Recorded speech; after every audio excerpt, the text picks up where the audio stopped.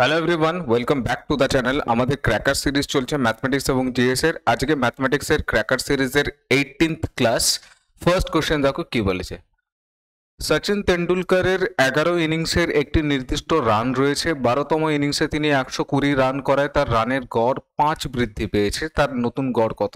তোমরা আগে এরকম অঙ্ক প্রচুর করেছো, আমি অ্যাভারেজের চ্যাপ্টারেও প্রচুর বুঝিয়েছি এই টাইপের অঙ্ক। 120 রান করেছে এবং 5 করে গড় বৃদ্ধি পেয়েছে। কতজনের গড় বৃদ্ধি পেয়েছে? 12 জনের। 11 জন ছিল, 12তম লোক যদি আসে তাহলে বাড়িতে, তাহলে 12টা লোক আছে, 5 করে যদি বৃদ্ধি পায়, 12টা লোকের কতটা বৃদ্ধি পাচ্ছে? 5 12 60, 60 বৃদ্ধি পাচ্ছে। এই লোকটা নিয়ে এসছে 120, 120 নিয়ে এসছে, তার মধ্যে 60 বৃদ্ধি পাচ্ছে, মানে 60 এক্সট্রা আছে। তাহলে আনার কথা কত ছিল? আনার কথা ছিল 60, অর্থাৎ অ্যাভারেজ ছিল 60।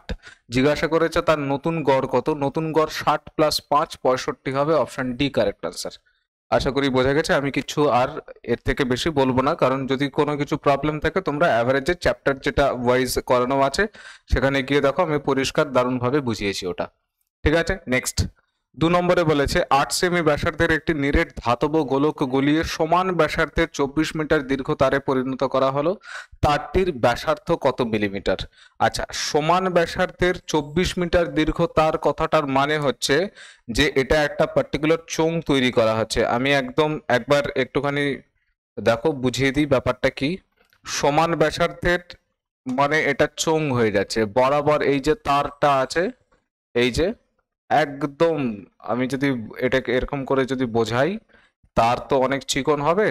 এই তার যেটা হবে সেটা কিন্তু একদম এইখান থেকে এইখান পর্যন্ত, লাস্ট পর্যন্ত এর ব্যাসার্ধ ইউনিফর্ম আছে, বরাবর 24 মিটার ব্যাসার্ধ সেম আছে। এই ব্যাসার্ধটা কত সেই আরটাই আমাকে বার করতে হবে। এই তারটা লম্বা কত? তারটা লম্বা হচ্ছে 24 মিটার। আচ্ছা, তার মানে যেটা গোলক আছে সেই গোলকের আয়তন আর এই চোঙের আয়তন দুটো হবে সমান। ঠিক আছে, ওখান থেকে আর বেরিয়ে যাবে। আচ্ছা, গোলকের আয়তন কত? গোলকের আয়তন হয় 4/3 পাই আর কিউব। আর চোঙের আয়তন কত হয়? চোঙের আয়তন হয় পাই আর স্কোয়ার এইচ। এখন এই দুটো হয়ে যাবে ইকুয়াল। আচ্ছা, এইচ এখানে 24 মিটার বলা আছে। এবারে যেটা ব্যাপার সেটা হচ্ছে এখানে 8 সেন্টিমিটারে আছে, এখানে 24 মিটারে আছে, আর কোশ্চেন যেটা চেয়েছে তোমার কাছ থেকে সেটা হচ্ছে মিলিমিটার। 8 সেন্টিমিটারকে যদি আমি মিলিমিটারে কনভার্ট করি, ওটা কি আছে? ওটা গোলক আছে তো? হ্যাঁ, গোলক আছে। তাহলে 4/3 পাই যেটা আছে সেটা পাই রেখে দিলাম, আর কিউব মানে 80। 8 সেন্টিমিটারকে মিলিমিটারে কনভার্ট করলে 80 মিলিমিটার হবে, ইন্টু 80 ইন্টু 80। ঠিক আছে, ইকুয়ালস টু কত? ইকুয়ালস টু হচ্ছে গিয়ে তোমার পাই আর স্কোয়ার এইচ। পাই যেটা আছে সেটা আমি রেখে দিলাম, আর স্কোয়ার, আর আমাকে বার করতে হবে এইচ এর ভ্যালু দেওয়া আছে 24 মিটার। 24 মিটারকে যদি সেন্টিমিটার মিলিমিটারে কনভার্ট করি তাহলে 24,000 হয়ে যাবে।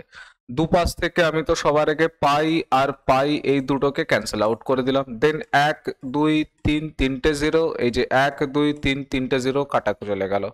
8 দিয়ে যদি 24কে কাটি এখানে 3 চলে যাচ্ছে।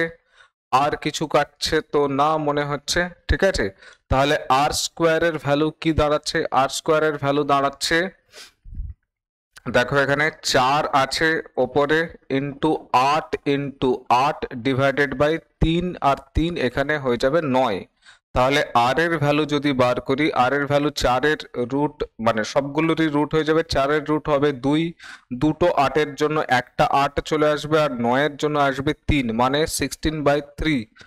16/3 আছে, এই যে এটা 5 পূর্ণ 1 3। ঠিক আছে, 16/3 মানে হচ্ছে গিয়ে এই যে এটা 5 পূর্ণ 1/3, 3 5 15 1 16, 5 পূর্ণ 1/3। এই অপশন সি হবে তোমাদের কারেক্ট আনসার। ঠিক আছে, নেক্সট দেখো। নেক্সট কি বলেছে? একটি ফাঁপা শঙ্কুর ব্যাসার্ধ 8 সেন্টিমিটার এবং উচ্চতা 15 সেন্টিমিটার। সর্বাপেক্ষা বড় যে গোলকটি শঙ্কুর মধ্যে স্থাপন করা যাবে তার এবং শঙ্কুর ব্যাসার্ধের অনুপাত কত? আচ্ছা, এটার একটা সূত্র আছে। বেসিক্যালি কি চাইছে তোমার কাছ থেকে? একটা শঙ্কু আছে, এই যে একটা শঙ্কু ধরো, ঠিক আছে, এইটার হাইট যেটা বলা আছে সেই হাইটটা বলা আছে 15 সেন্টিমিটার এবং এর ব্যাসার্ধ বলা আছে 8 সেন্টিমিটার। ওরে বাবা, এটা কি কালার হয়ে গেল! এই যে হাইট যেটা আছে সেটা 15 সেন্টিমিটার বলা আছে এবং ব্যাসার্ধ যেটা বলা আছে সেটা 8 সেন্টিমিটার। ব্যাসার্ধই বলা আছে, তো ব্যাসার্ধ 8 সেন্টিমিটার। এইটার ভ্যালু 8 দেওয়া আছে আর এটার উচ্চতা দেওয়া আছে 15 সেন্টিমিটার। এর মধ্যে সর্বাপেক্ষা বড় যে গোলক, মানে আমি যদি আঁকাতে যাই বিরাট চাপ হয়ে যাবে, ঠিক আছে চলো, ঠিক আছে। গোলকের এখানে আছে শেপ, হ্যাঁ গোলকের শেপ আছে। সর্বাপেক্ষা বড় গোলক যেটা এখানে করেছে বলেছে মোটামুটি এরকম, ধরো এটার আরেকটু বড় করা যেতে পারতো, হ্যাঁ এই তেরি। আচ্ছা চলো, এই দুটোকে আমি সরিয়ে দিচ্ছি। সর্বাপেক্ষা বড় গোলক যেটা আছে, ঠিক আছে, আশা করি বুঝতে পেরেছো তোমরা ব্যাপারটা। আমি চেষ্টা করছি জিনিসটাকে ভালোভাবে আঁকানোর। এটা বারবারই এই দিক দিয়ে সরে আসছে কেন জানি না। ঠিক আছে চলো, আশা করি বুঝেছো ব্যাপারটা। এই গোলকের এই পার্টটাও আসবে লেগে, ঠিক আছে। এই সর্বাপেক্ষা বড় যে গোলক আছে, ভালো করতে গিয়ে বেশি খারাপ হয়ে গেল, যাই হোক, ঠিক আছে চলো। এইটা এইটা এখান থেকে চেয়েছে সেই যে গোলক আছে, যেটা গোলক স্থাপন করা যাবে, সেই গোলকের ব্যাসার্ধ এবং শঙ্কুর ব্যাসার্ধের অনুপাত, মানে গোলকের ব্যাসার্ধ আগে চাইছে, গোলকের ব্যাসার্ধ, ঠিক আছে, আর এই শঙ্কুর যেটা ব্যাসার্ধ সেইটার শঙ্কুর ব্যাসার্ধ, এই দুটোর অনুপাত চাইছে আমার কাছ থেকে। আচ্ছা, গোলকের ব্যাসার্ধের এখানে একটা পার্টিকুলার সূত্র আছে যেটা তোমাদের মনে রাখতে হবে, সেটা হচ্ছে আর H by R plus L, আর শঙ্কুর ব্যাসার্ধ তো তোমার আর হবে। এই আরটা কি? আর গোলক আছে ঠিকই, বাট আর হচ্ছে শঙ্কুর ব্যাসার্ধ। এইচ যেটা আছে সেটা শঙ্কুর হাইট, আর এল যেটা আছে সেটা শঙ্কুর স্লান্ট হাইট, মানে এই পার্টটা, যেটাকে আমরা বাংলায় বলি তির্যক উচ্চতা, আমি ইয়ারকে মেরে বলি টেঁড়া উচ্চতা, ঠিক আছে। তো এইটা এখন আর এর ভ্যালু তুমি খেয়াল করে দেখো, এখানে 8 আছে। আর এর ভ্যালু, আর এর ভ্যালু 8 আছে, এইচ এর ভ্যালু আছে 15 ডিভাইডেড বাই আর হচ্ছে 8 প্লাস এল এর ভ্যালু কি হয়? এল হয় রুট ওভার আর স্কোয়ার প্লাস এইচ এর স্কোয়ার, এটা হয় এল এর ভ্যালু। তাহলে রুট ওভার আর স্কোয়ার কত আছে? আর আছে 8 এর স্কোয়ার, একবারে করে দিই, 8 এর স্কোয়ার 64 আর 15 স্কোয়ার 225, 64 আর এখানে 225 মানে হয়ে যাবে 289 মানে 17, ঠিক আছে। তার মানে 8 আর 8 প্লাস 17 এটা থাকলো। আর এটার আর কত আছে? এটার আর আছে তোমার 8 সেন্টিমিটার। এই দুটোর যদি আমি রেশিও করি, এটাকে তুলে এখানে নিয়ে চলে আসছি, 8 ইন্টু 15, 8 ইন্টু 15 ডিভাইডেড বাই এখানে 25:8। তাহলে এই 8 আর এই 8 চলে গেল, 5 দিয়ে কাটলে এটা 3 5 15, 5 5 25, মানে 3:5 এই হবে রেশিও। এই সূত্রটা ছাড়া কিন্তু এটা করা মুশকিল আছে। এইটা হচ্ছে তোমার গোলকের ব্যাসার্ধ, সর্বাপেক্ষা বড় যেটা গোলক রাখা যাবে তার ব্যাসার্ধের সূত্র হচ্ছে এটা। আর মনে রাখতে হবে শঙ্কুর ব্যাসার্ধ, এইচ শঙ্কুর উচ্চতা, আর এল যেটা আছে সেটা শঙ্কুর তির্যক উচ্চতা বা স্লান্ট হাইট, ঠিক আছে। তাহলে 3:5 অপশন সি হবে তোমার কারেক্ট আনসার। ইম্পর্টেন্ট এটা, ঠিক আছে, যথেষ্ট ইম্পর্টেন্ট। নেক্সট নেক্সট বলেছে, এটাকে আমি ক্লিন করে দিই, তোমরা একটুখানি ততক্ষণে পড়ো, পড়ে নিয়ে আমাকে করে আনসার বলার চেষ্টা করো, ঠিক আছে। আচ্ছা, এখানে যেটা বলেছে সেটা হচ্ছে বার্ষিক 9% সরল সুদের হারে 3 বছরের জন্য কিছু টাকা বিনিয়োগ করে সুদে আসলে 19,050 টাকা পেল সে, আচ্ছা কে এটা ভাই? এ, আচ্ছা এ বলেছে এ বার্ষিক 9% সরল সুদের হারে 3 বছরের জন্য কিছু টাকা বিনিয়োগ করে সুদে আসলে 19,050 টাকা পেল, সে কত টাকা বিনিয়োগ করেছিল? সোজা অঙ্ক।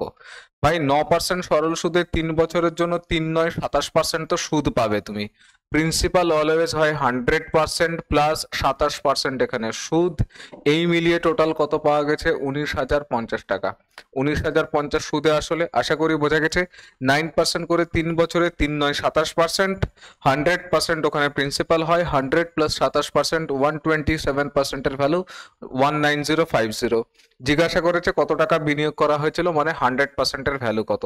তো 1%-এর ভ্যালু হয়ে যাবে 19,050 ডিভাইডেড বাই 127 ইন্টু কত, ইন্টু হচ্ছে 100। কাটবে তো এটা 127 দিয়েই, কনফার্ম 127 দিয়ে কাটবে। আচ্ছা দেখছি আমি কত, 127 একে 127 তো এখানে যাচ্ছে, 7 থেকে 10 এখানে 3, আর 2 একে 3, 3 থেকে 9, 3 থেকে 9 কত হচ্ছে, 3 থেকে 9 6, তার মানে 635 মানে এখানে 5 দিয়ে যদি করি, 5 একে 5, 5 12 60, 5 7 35, হ্যাঁ 15 আর একটা 0 আসবে।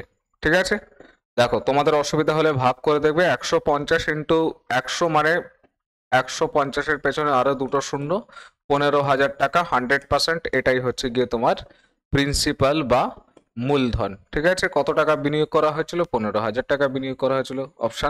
অপশন বি হচ্ছে তোমার কারেক্ট অ্যান্সার। ঠিক আছে, নেক্সট দেখো। নেক্সট বলেছে 2 টাকায় 3টি হিসেবে লেবু কিনে 3 টাকায় 2টো হিসেবে বিক্রি করলে লাভের হার কত? এরকম প্রচুর অঙ্ক হয়েছে 2 টাকায় 3টে হিসাবে। আগের বার অন্যরকম ভাবে করেছিলাম, আজকে আরেক রকম ভাবে করি একটুখানি। এমপি নয়, এটা এসপি হবে। আমার দরকার সিপি আর এসপি রেশিও। 2 টাকায় 3টে, তার মানে 3টের দাম 2 টাকা, একটার দাম কত? 3টের দাম 2 টাকা, একটার দাম কত? 2/3, এটা হচ্ছে সিপি। এসপি কত? এসপি বলেছে 3 টাকায় 2টো, তার মানে দুটোর দাম 3 টাকা, একটার দাম 3/2। তাহলে রেশিও যদি করি, 2 দুগুণে 4, 3 3 9, এই দেখো ক্রস মাল্টিপ্লিকেশন করে দিচ্ছে একবারে, 2 দুগুণে 4, 3 3 9, 4 জিনিস 9 বিক্রি করছো মানে 5 ইউনিটের প্রফিট হচ্ছে। কার উপরে? সিপির উপরে। 5/4 ইন্টু 100%, 1/4 মানে 25%, 25 ইন্টু 5 মানে 125%। ঠিক আছে, 125% হচ্ছে তোমার কারেক্ট অ্যান্সার। কি একটা হাতে কামড় দিয়ে দিল। ঠিক আছে, মশা ভাষাই হবে, পোকা হবে। নেক্সট 6 নম্বর কি বলেছে? কিছু লোক একটি কাজ 60 দিনে করে, 8 জন লোক বেশি নিলে কাজটি 10 দিন আগেই শেষ হয়। প্রথমে কতজন লোক ছিল? জানি না ভাই প্রথমে কতজন লোক ছিল।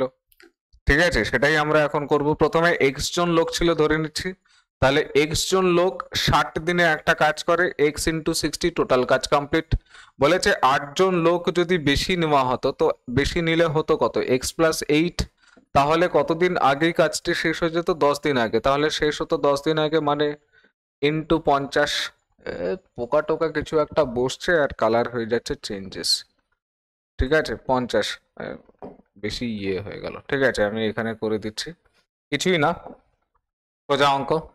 এক্স জন লোক আছে, 60 দিনে কাজ করে দিচ্ছে, যদি 8 জন লোক বেশি হতো তাহলে 10 দিন আগেই শেষ হতো, মানে 50 দিনে শেষ হতো।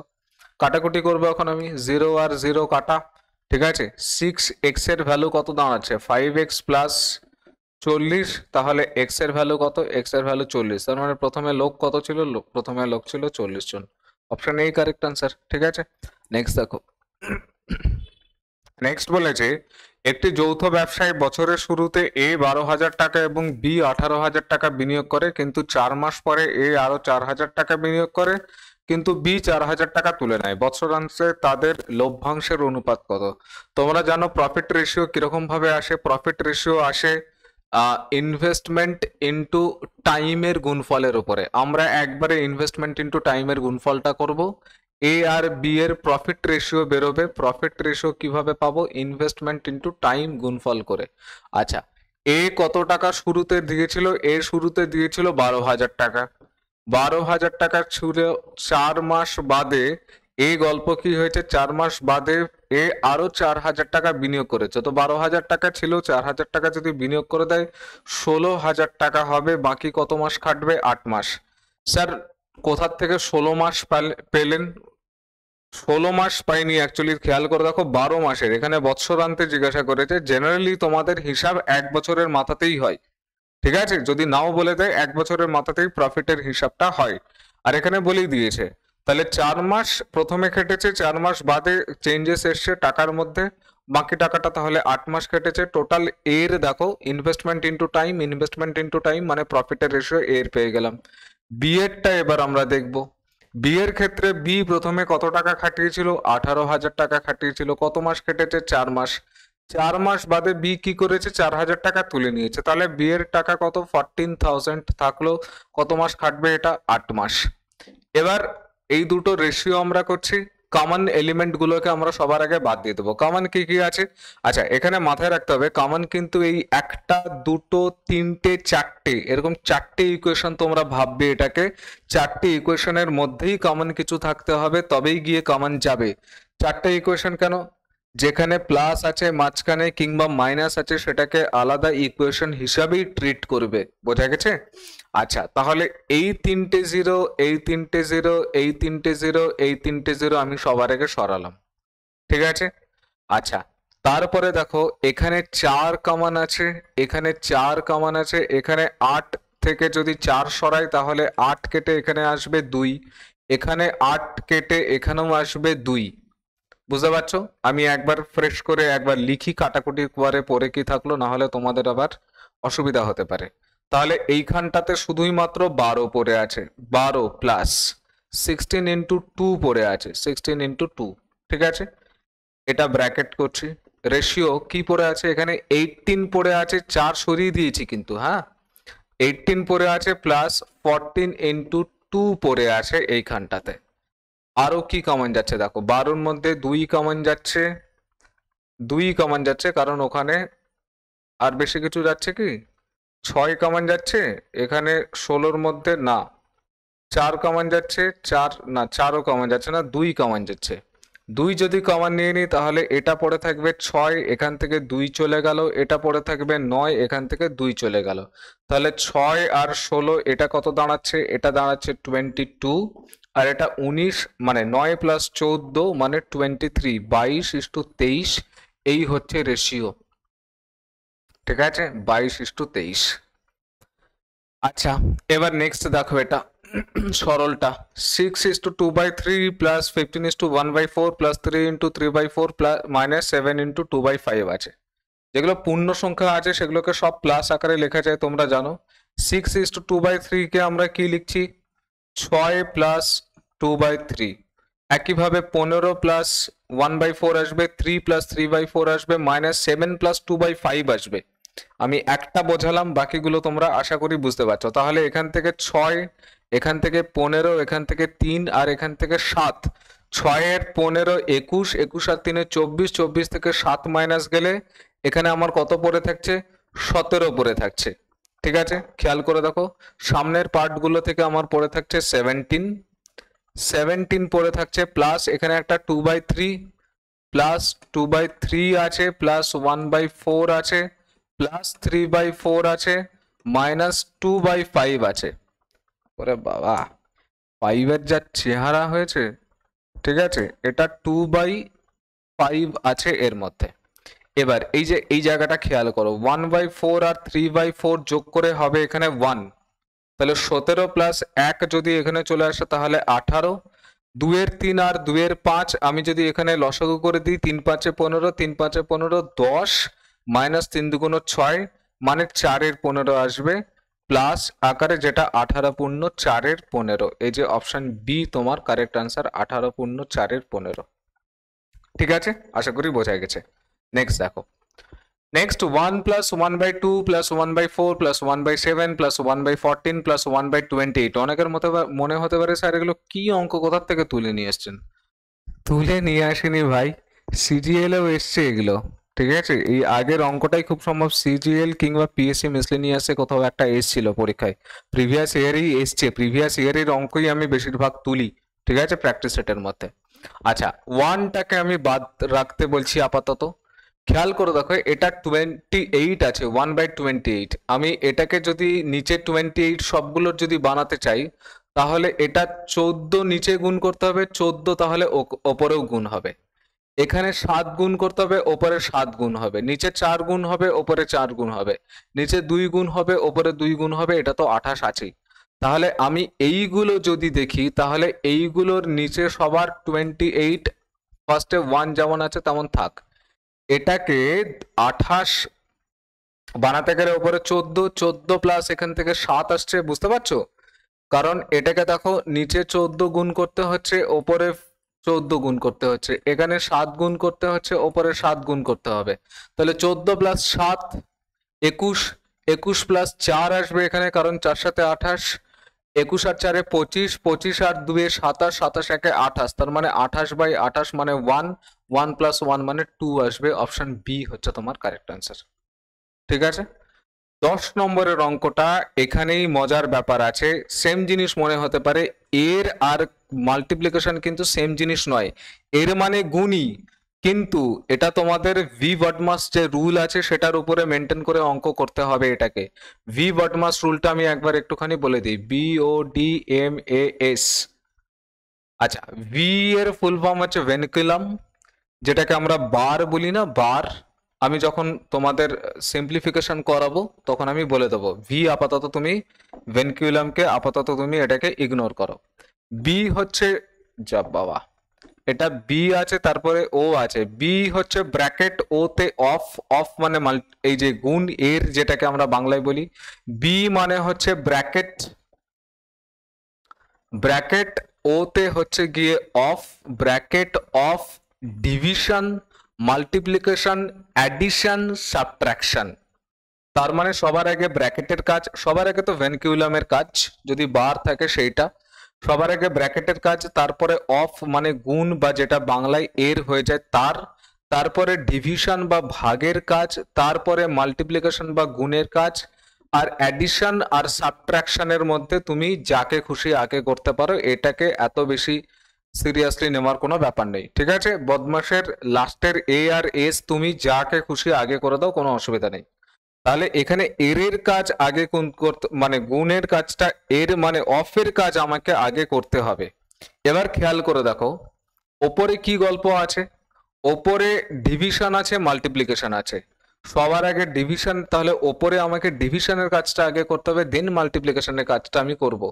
ডিভিশনের কাজ যদি করি 1/3 ডিভাইডেড বাই 1/3 যদি হয়ে যায়, উল্টে দিলে এটা হয়ে যাবে 3/1, মানে এটা 1 ইন্টু 1/3, মানে আলটিমেটলি ওপরে আমার পরে থাকবে 1/3, ওপরের পার্টের কথা বলছি। ঠিক আছে, ডিভাইডেড বাই, নিচে কিন্তু আমাকে এর বা অফের কাজটা আগে করতে হবে, তারপরে ডিভিশনের কাজ। তার মানে এটা কত, 1/9, 1/3 ডিভাইডেড বাই 1/9, 3 3 9। ঠিক আছে, এইটা আগে করতে হবে।